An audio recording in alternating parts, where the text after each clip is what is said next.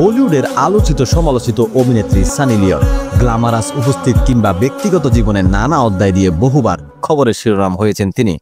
তবে সম্প্রতি এক বিশেষ অনুষ্ঠানে তার উপস্থিতি যেন ভিন্ন মাত্রায় এক চমক দেয় দর্শকদের।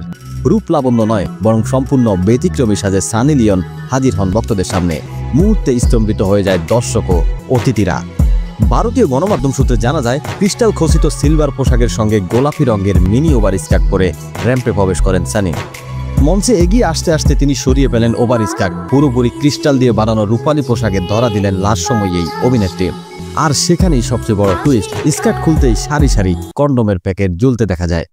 জানা যায়, প্যাশন আর সচেতনতাকে একসুতোয় বাঁধতে চেয়েছেন বলিউডের এই মডেল অভিনেত্রী। আর তার জন্যই তিনি বেছে নিয়েছেন 1 ডিসেম্বর দিনটি।